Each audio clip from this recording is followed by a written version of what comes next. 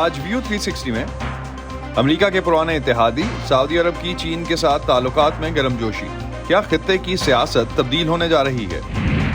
اور قطر میں world cup کی تیاری کے دوران ہزاروں مزدوروں کی ہلاکت کا ذمہ دار کون؟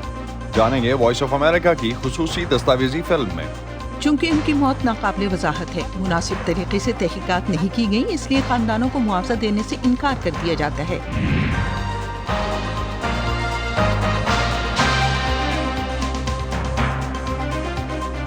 وائس آف امریکہ کے واشنگٹن اسٹوڈیوز میں آپ سب کو خوش آمدید۔ آپ دیکھ رہے ہیں پروگرام ویو 360 اور میں ہوں اسد اللہ خالد۔ عالمی منڈی میں تیل کی قیمتیں اس سال کی کم ترین سطح پر ہیں۔ اکتوبر میں اوپیک پلس ممالک کی طرف سے اپنی پیداوار میں 2% کی کمی کے فیصلے سے یہ سمجھا جا رہا تھا کہ عالمی منڈی میں تیل کی قیمتوں میں کمی نہیں آئے گی، لیکن کمزور ہوتی چینی معیشت اور عالمی اقتصاد بازاری کے خدشات کی وجہ سے تیل کی قیمتوں میں کمی دیکھی گئی ہے۔ دوسری طرف امریکہ اپنی خام تیل کی پیداوار 1 کروڑ 20 لاکھ بیرل سے بھی زیادہ کر چکا ہے، جو کہ مارچ 2020 میں کرونا وائرس کی عالمی وبا کے آغاز کے بعد سے اب تک سب سے زیادہ ہے۔ روس کے یوکرین پر حملے کے بعد تیل کی قیمت میں اضافے سے امریکہ کے اندر پیٹرول کی قیمتوں میں ریکارڈ اضافہ دیکھا گیا، جسے کنٹرول کرنے کے لیے بائیڈن انتظامیہ توقع کر رہی تھی کہ سعودی عرب اور دوسرے اوپیک ممالک تیل کی سپلائی میں اضافہ کریں گے، لیکن ایسا نہیں ہوا، جس کے نتیجے میں امریکہ اور سعودی عرب کے تعلقات میں کچھ سرد مہری دیکھنے میں آئی۔ گزشتہ ہفتے جب چینی صدر شی جن پنگ نے سعودی عرب کا 3 روزہ دورہ کیا تو واشنگٹن سمیت پوری دنیا میں اسے دلچسپی سے دیکھا گیا اور ایسے تجزیے ہونے لگے کہ امریکہ کا مشرق وسطیٰ اور خاص طور پر سعودی عرب کے ساتھ تعلقات میں جو خلا پیدا ہوا ہے، چین اسے پر کرنے کی کوشش کر رہا ہے، لیکن چین نے ایسے خیالات کی تردید کی ہے۔ چینی صدر شی جن پنگ کا دورہ ایک ایسے وقت میں ہوا ہے جب امریکہ اور سعودی عرب کے تعلقات تناؤ کا شکار ہیں، مگر ان دونوں ممالک کے درمیان سیکیورٹی اور دفاعی تعلقات ہیں۔ امریکہ کے فوجی دستے سعودی سرزمین پر ہیں۔ کیا چین کے ساتھ دوستی ان شعبوں میں تعاون کو متاثر کر سکتی ہے؟ اس پر میں نے انالیسس لینے کی کوشش کی ڈیلاویئر یونیورسٹی کے پروفیسر مقتدر خان سے۔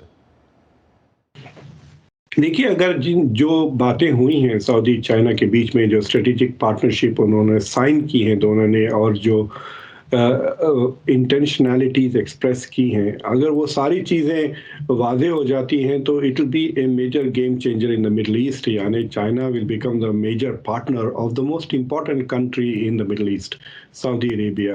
لیکن ابھی تک جو کور ایلیمنٹ ہے of the western relationship with the Middle East, وہ امریکہ اور سعودی عربیہ کے تعلقات ہے۔ انفیکٹ سعودی عربیہ کی ڈپینڈنس آن امریکہ 1930 سے یہ ڈپینڈنس ہے آن ٹیکنالوجی۔ ان کا تیل وہ خود نہیں نکال سکتے تھے، Americans help them find the oil and take the oil out and sell it وغیرہ۔ تو پچھلے تقریباً 90 سال سے جو دوستی ہے سعودی عربیہ اور امریکہ کی، امریکہ نے ایک جنگ بھی لڑی ہے سعودی عربیہ کے واسطے، the first Gulf War. So in that sense کہ یہ ساری چیزیں اب تبدیل ہو جا رہی ہیں۔ بیسیکلی اوباما کے زمانے سے جو امریکہ اور سعودی عربیہ کے اختلافات بڑھنے لگے ہیں۔ انفیکٹ ایک ایسا وقت آ گیا تھا جب سعودی نیشنل سیکورٹی ایڈوائزر کہہ رہے تھے کہ پریزیڈنٹ اوباما پاگل ہو گئے ہیں because he was destroying the most important relation ship between a western country and an Islamic nation. لیکن اب سعودی Arabia is becoming very insecure towards America۔ آپ نے دیکھا ہوگا کہ پریزیڈنٹ بائیڈن نے الیکشن کے دوران کہا کہ I will make Saudi Arabia a pariah nation۔ پھر وہ گئے سعودی عرب، لیکن اس کے بعد پھر سینٹ میں کافی لوگوں نے کہا we need to revisit US Saudi relations۔ تو سعودی Arabia is becoming very insecure کہ can we rely on America؟ تو یہ سوال اٹھ رہا ہے and that's why they are looking for another partner, اور China is proving to be a better partner because China جب آپ کے ساتھ پارٹنرشپ کرتا ہے ویدر اٹ از ٹریڈ یا ڈیفینس، وہ ہیومن رائٹس کے کیویٹس اٹیچ نہیں کرتا۔ اور مجھے لگتا ہے کہ one of the reasons why M B S is worried about کہ امیونٹی تو مل گئی ہے ان کو، لیکن از ورڈ کہ یہ ہیومن رائٹس کے چکر پھر دوسرے other cultural issues per America will continue to have a relationship which is not always smooth۔ اور اب دیکھیں تو ٹریڈ بھی اگر آپ دیکھیں، چائنا سعودی عربیہ کا trait is nearly double U S اور جو چائنا US اور سعودی کا جو ٹریڈ ہے، جی ہاں، اس کے باوجود تو تعلقات آلریڈی یوں کہہ سکتے ہیں آپ کہ اکنامکلی قریب ہو چکے ہیں۔ تو اگر ہم ایک عام تاثر جو پرسیپشن ایک جو جنرلی پایا جاتا ہے وہ یہ ہے کہ بائیڈن کے جو اس سے پہلے جو خشوگی کے زمانے سے جو ہے خشوگی کے مرڈر سے تعلقات زیادہ خراب ہونا شروع ہوئے، اور اب جو بائیڈن انتظامیہ کی یہ ایکسپیکٹیشن تھی تیل کے معاملے میں خاص طور پہ کہ تیل کی پیداوار جو ہے وہ بڑھائے گا Saudi, being one of the leaders کی لیڈرز آف اوپیک پلس. تو چین کے ساتھ ساتھ سعودی عرب اپنے مفادات کی خاطر آپ سمجھتے ہیں امریکہ سے تعلقات جو ہیں وہ اسی طرح سے رکھ پائے گا، کسی طرح سے وہ قائم رہیں گے اسی پیٹرن پہ؟ دیکھیے Biden has made a lot of Muslim countries nervous. Biden کے دور میں آپ دیکھیں امریکہ پاکستان کے relations are they as Pakistan wants, امریکہ ترکی کے ریلیشنز کو لے لیں، امریکہ سعودی ریلیشنز کو لے لیں، یا امریکہ پیلسٹینین ایشوز پہ لے لیں. So Biden is proving to be not a very good friend of the Muslim world. تو اس وجہ سے بھی آئی تھنک مسلم ممالک دوسری طرف دیکھ رہے ہیں، رشیا کی طرف دیکھ رہے ہیں، چائنا کی طرف دیکھ رہے ہیں، اور پاکستان بھی is now talking about good relations with Russia. تو مجھے لگتا ہے کہ اگر یہ ٹرینڈ چلتے رہا تو چائنا اور امریکہ سعودی عرب کے تعلقات بڑھ سکتے. لیکن دیر از اندر کنٹری دیر جو ایران ہے، تو جو ایران کی جو خلافت کرتا ہے سعودی عربیہ اور ان کے جو ٹینشنز ہے اس کی وجہ سے Saudi Arabia has come closer to Israel and is also working very closely with the US. لیکن اس طرح کی پارٹنرشپ چائنا ایران کے خلاف نہیں دے سکتا، کیونکہ چائنا ایران کے تعلقات آلریڈی بہتر ہیں. China is investing in Iran. بات کرتے ہیں قطر میں ہونے والے فٹ بال ورلڈ کپ کی، جو کہ اختتامی مراحل میں داخل ہو چکا. مراکش کی ٹیم کا سیمی فائنل میں پہنچنا ایک بڑے اپ سیٹ کے طور پر بھی دیکھا جا رہا ہے. 18 دسمبر کو اس فیفا ورلڈ کپ کا فائنل کھیلا جائے گا. لیکن آج ہم بات کرتے ہیں اس ایونٹ کی تیاری کے مراحل کی. اس ورلڈ کپ کے لیے قطر نے مجموعی طور پر 8 اسٹیڈیمز کو استعمال کیا، جن میں سے 7 کو مکمل طور پر تعمیر کیا گیا تھا. ان اسٹیڈیمز کی تعمیر کے دوران کام کرنے والے مزدور زیادہ تر جنوبی ایشیا سے لائے گئے تھے، اور ان میں سے ہزاروں ان تعمیرات کے دوران ہلاک ہو گئے. وی او اے کی اس دستاویزی فلم میں بتایا گیا ہے کہ انسانی جانوں کے اس عظیم نقصان کی کوئی بھی ذمہ داری لینے کو تیار نہیں ہے. میرا نام رمیش گپتا ہے. ہماری ٹیم کا نام شری مہابیر اسپورٹس کلب ہے.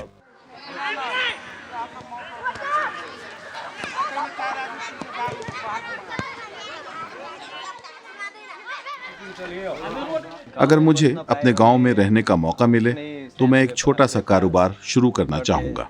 ہماری ایک دکان ہے جسے میں وسیع کروں گا. نیپال کی حکومت اپنے لوگوں کو روزگار کے خاطر خواہ مواقع فراہم کرنے میں ناکام رہی ہے. روزی کمانے، اپنی زندگی گزارنے اور مستقبل کو محفوظ بنانے کے لیے ہمارے پاس کوئی راستہ نہ ہونے کے سبب ہم بیرون ملک جانے پر مجبور ہیں. مجھے یقین نہیں ہے کہ مجھے بیرون ملک کیا کام ملے گا. ابھی تک اس کا تعین نہیں ہوا ہے، لیکن میری صلاحیتوں کو دیکھتے ہوئے یہ اچھا ہوگا کہ میں کسی دفتر میں کام کر سکوں، یا میں بطور کیشیئر کام کرنا پسند کروں گا. ہاں، مجھے ڈر لگتا ہے. ہم بیرون ملک جو کام کرتے ہیں وہ ایسا ہی ہوتا ہے. ہمیں عمارتوں کی تعمیرات میں کام کرنا پڑتا ہے. ہمارے پاس مناسب تعلیم نہیں ہے، اس لیے ہمیں جو بھی کام ملتا ہے ہمیں کرنا پڑتا ہے. قطر میں بہت سے لوگ ہلاک ہو چکے ہیں. 2010 میں قطر کی 2022 کے فیفا ورلڈ کپ کی میزبانی جیتنے کے ساتھ ہی تنازعات کا آغاز ہوا. اس چھوٹے سے خلیجی ملک کے پاس ورلڈ کپ کی میزبانی کے لیے بنیادی انفراسٹرکچر موجود نہیں تھا. قطری نمائندوں پر الزام تھا کہ انہوں نے میزبانی کے حصول کے لیے رشوت دی. مبینہ بدعنوانی کی تحقیقات 1 دہائی سے زیادہ عرصے کے بعد بھی جاری ہیں. شکایات آنے لگیں کہ موسم گرما کی گرمی، جو بعض اوقات 50 ڈگری تک پہنچ جاتی ہے، شائقین اور کھلاڑیوں کے لیے بہت زیادہ ہوگی. اس کا حل کھیلوں کو موسم سرما میں منتقل کر کے کیا گیا. دولت مند ہونے کے باوجود قطر میں کوئی مقامی تعمیراتی کارکن نہیں ہے، لیکن اگلے 10 سالوں میں غیر ملکی کارکنوں کی تعداد بڑھی، جس سے ملک کی غیر ملکی آبادی میں 65% سے زیادہ اضافہ ہوا. بیرون ملک سے ملازمت کے لیے مزید مزدوروں کے آنے کا مطلب پہلے سے دباؤ کے شکار نظام کی آزمائش تھا، اور ایسا ہی ہوا. تعمیراتی سرگرمیوں میں تیزی آئی. $30 کروڑ سے خلیفہ انٹرنیشنل اسٹیڈیم کی تزئین و آرائش ہوئی. 7 نئے اسٹیڈیم تعمیر ہوئے اور ایک نیا لگژری شہر بنا، لوسیل، جہاں لوسیل آئیکونک اسٹیڈیم वर्ल्ड कप की फाइनल की मेज़बानी करेगा। कतर में अब 100 से ज़्यादा नए होटल्स, मेहमान खाने, नई फलक बोस इमारतें, तफरीही प्लाजे, अजायब घर, अवामी मकामात पर फन पारे और एक मुकम्मल नया मेट्रो और ट्रांस सिस्टम मौजूद है। लेकिन जिस तेज़ी से ये सब इमारतें बुलंद हुईं, उसी तरह इनकी तामीर करने वाले लोगों के इंसानी हकूक़ की खिलाफ वर्जियों की शिकायत भी सामने आईं। एमनेस्टी इंटरनेशनल और ह्यूमन राइट्स वॉच समेत इंसानी हकूक़ की तंजीमों के साथ साथ न्यूज़ मीडिया ने भी तलाक दी कि कारकुनों की उजरत चोरी की गई और उनकी नकलो हरकत पर पाबंदियां लगाई गई। उनके मुताबिक हकूक़ की सबसे बड़ी खिलाफ वर्जी ये थी कि कारकुनों को खतरनाक हालात में रहना और काम करना पड़ा। कतर 2022 वर्ल्ड कप के हवाले से होने वाली तामीरात के दौरान हज़ारों की तादाद में कारकुन हलाक हुए। ये तादाद गुज़िश्ता 30 सालों में होने वाले किसी भी दूसरे वर्ल्ड कप या ओलंपिक खेलों में होने वाली मजमूई हलाकतों से कहीं ज़्यादा है। 2021 में गार्डियन अखबार की तहकीकात से इंकशाफ हुआ कि कतर को वर्ल्ड कप की मेज़बानी मिलने के बाद से वहाँ 6,500 से ज़ायद तारकीन वतन मज़दूरों की हलाकतें हुईं।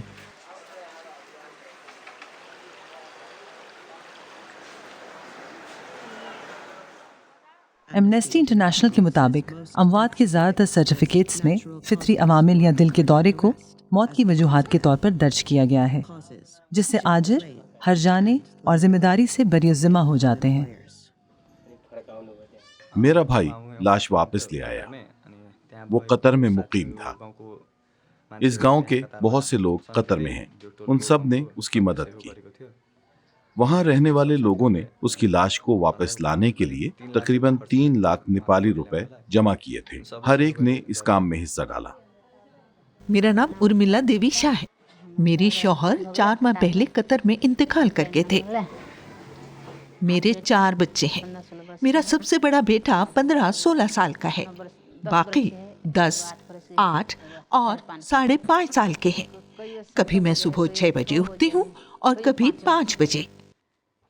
मैंने 3 या 4 माह पहले आमदनी के लिए दुकान खोली थी, लेकिन इससे ज्यादा आमदनी नहीं होती।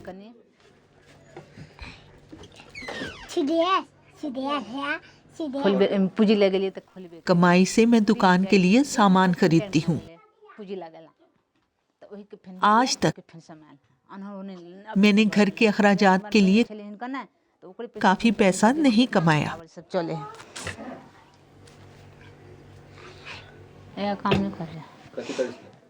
मेरे शौहर एक पेंटर थे।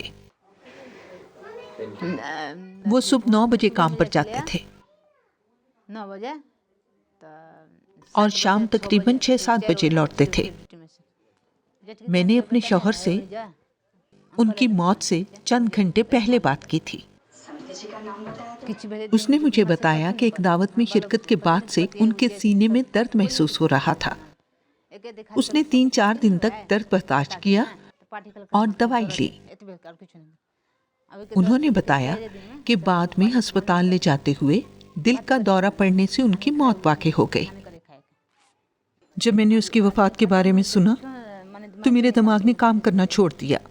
जब भी मुझे अपने शौहर की याद आती है, मैं अपने आंसुओं पर काबू नहीं पा सकती।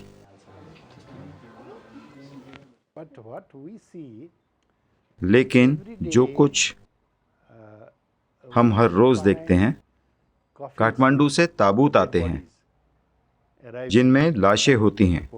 ये तबई मौत कैसे हो सकती है? या तो कोई चोट होनी चाहिए या कोई शदीद बीमारी। एक शख्स जिसकी उम्र 20 साल है तबई तौर पर कैसे मर सकता है? यकीनन अब अगर हम मौत से आगे मौत की वजूहात तलाश करने की कोशिश करते हैं, मौत की वजूहात क्या थीं? वो कौन से मुहर्रिकात थे जो पेचीदगियों की वजूहात बने कि जिनसे किसी शख्स की मौत वाक़ई हो गई? अगर हम दिल के रुकने के अलावा मौत की वजूहात का जायज़ा लें तो बहुत से हो सकती हैं। काम के दौरान चोट लगना, ऊंचाई से गिरना, जहर का शिकार होना, घर से दूरी का शदीद एहसास, जो अफसरदगी और ख़ुदकुशी की वजह बनता है। जिनमें मजदूर दिन भर काम करते हैं, ये जिस्म में पानी की कमी का सबब बनता है। ये हीट स्ट्रोक का सबब बन सकता है। ये जिस्म में पानी की शदीद कमी और नमकियात के अदम तवाज़ुन की वजह बन सकता है और ये मौत का बाइस बन सकता है। چونکہ ان کی موت ناقابل وضاحت ہے، مناسب طریقے سے تحقیقات نہیں کی گئی، اس لیے خاندانوں کو معاوضہ دینے سے انکار کر دیا جاتا ہے، اور وہ یہ بھی نہیں جانتے کہ قطر میں ان کے پیارے کی موت کیسے ہوئی۔ یہ گرمی بھی ہو سکتی ہے اور یہ دباؤ کی وجہ سے بھی ہو سکتا ہے۔ خودکشی کی شرح بھی بہت زیادہ ہے کیونکہ وہ قرض لیتے ہیں، اس کا بھی ان پر ذہنی دباؤ بہت زیادہ ہوتا ہے۔ خطرے کے باوجود کام کرنے والے روزگار کے مواقع کے لیے قطر جاتے رہتے ہیں۔ ان میں سے زیادہ تر کا تعلق Bharat, Nepal, Bangladesh, Sri Lanka, Pakistan, Philippines, Kenya, Sudan, Uganda اور نائجیریا سے ہے، جہاں ملازمتیں نایاب ہیں اور غربت بہت زیادہ ہے۔ ایشیا کے غریب ترین ممالک میں سے ایک نیپال میں 56% گھرانوں کو بیرون ملک کام کرنے والے ان کے خاندان کے افراد پیسے بھیجتے ہیں، یعنی ملک کی نصف سے زیادہ آبادی ان کی آمدنی پر انحصار کرتی ہے۔ کسی خاندان کے کمانے والے اہم فرد کی موت تباہ کن ہو سکتی ہے۔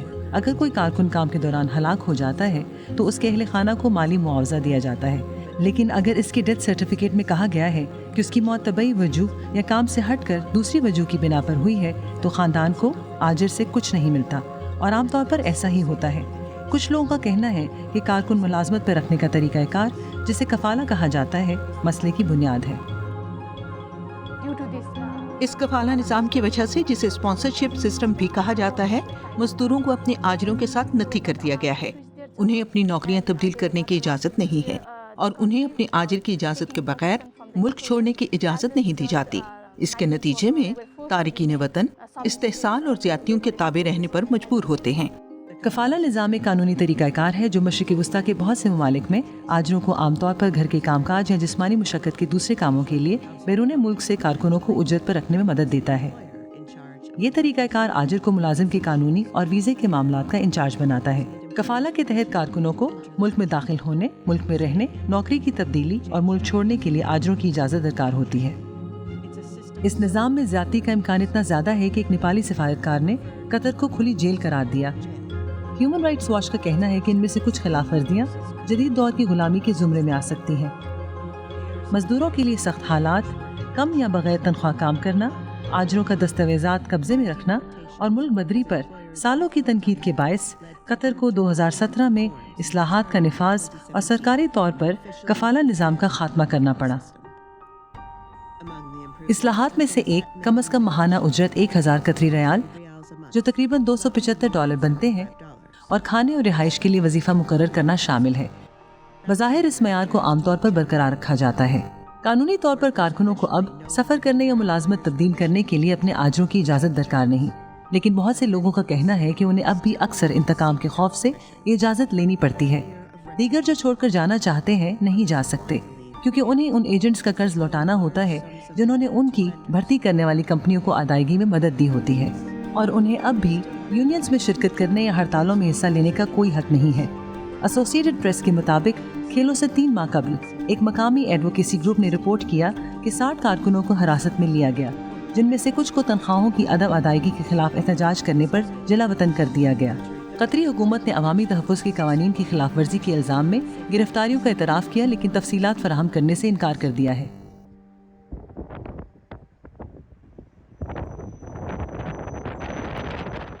تو کاغذوں میں کفالہ ختم کر دیا گیا ہے، لیکن اگر آپ عملی طور پر دیکھیں تو یہ قطر میں اب بھی موجود ہے۔ تو میری رائے میں ہم سمجھتے ہیں کہ فیفا اور قطر کو ایک جامع پروگرام تشکیل دینا چاہیے اور ان تارکین وطن کارکنوں کی داد رسی کے لیے مالی اعانت فراہم کرنی چاہیے جنہیں گزشتہ 12 سالوں سے نظر انداز کیے جانے والے استحصال اور بدسلوکی کا سامنا کرنا پڑا ہے، اور یہ صرف ان تارکین وطن مزدوروں تک ہی محدود نہیں ہونا چاہیے جنہوں نے اسٹیڈیم یا ٹریننگ سائٹ پر کام کیا، بلکہ دوسرے کارکنوں کو بھی شامل کیا جائے جو ٹورنامنٹ کے انعقاد کے لیے تیاری میں شریک تھے۔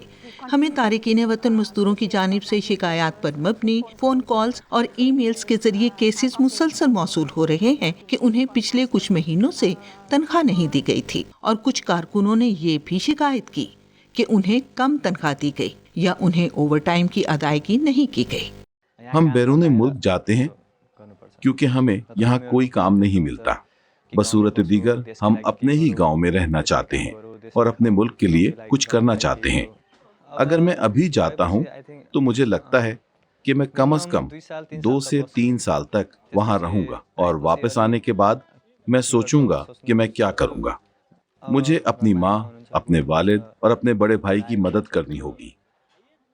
اب تک میرا بھائی میرے لیے سب کچھ کرتا رہا ہے، لہٰذا اب مجھے بھی ان کی مدد کرنی ہوگی.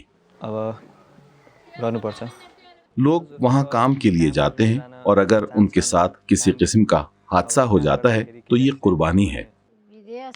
اس وقت ہمارے بچے چھوٹے تھے تو میرے شوہر نے خوراک اور ان کی اسکول کی تعلیم کے لیے پیسہ کمانے کی خاطر ملازمت کے لیے غیر ملک جانے کا فیصلہ کیا. وہ مجھے ہر روز فون کرتے تھے. انہیں اونچی عمارتوں پر چڑھنا پڑتا تھا اور وہاں سخت محنت کرنا پڑتی تھی.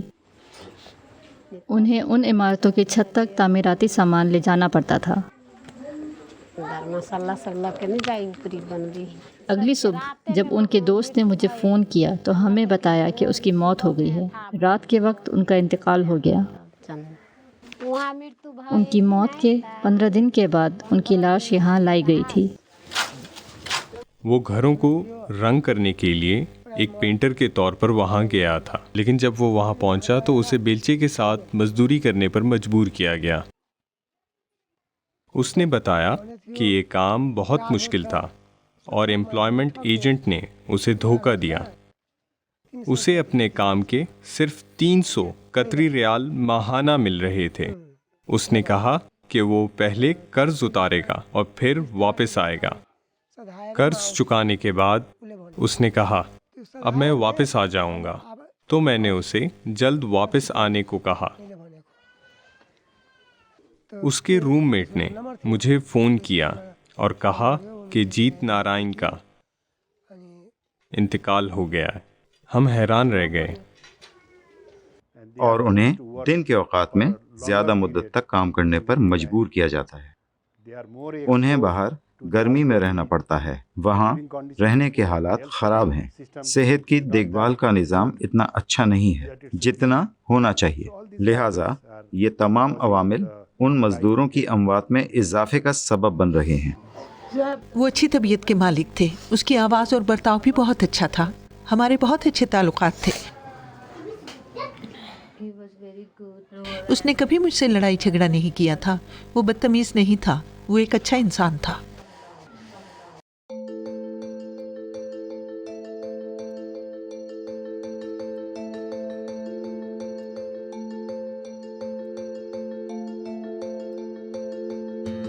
میرا گاؤں بہت خوبصورت جگہ ہے. مجھے یہ اچھا لگتا ہے. میرا اپنے گاؤں کو چھوڑ کر کہیں اور جانے کا دل نہیں کرتا.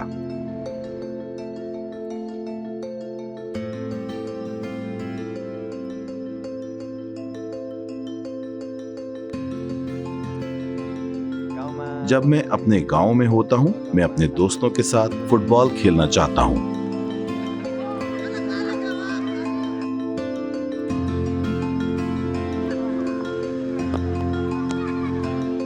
فٹ بال میرا پسندیدہ کھیل ہے.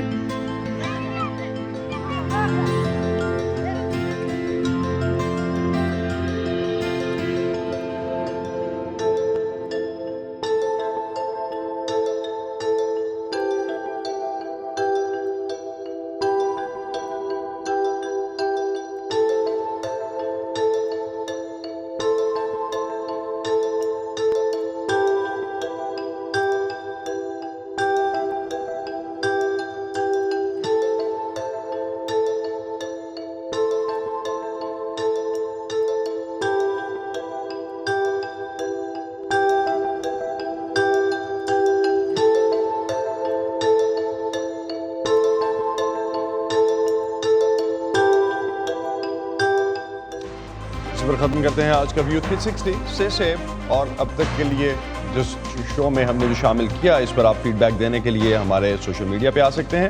اسد اللہ خالد کو اسی پہ اجازت دیجیے. خدا حافظ.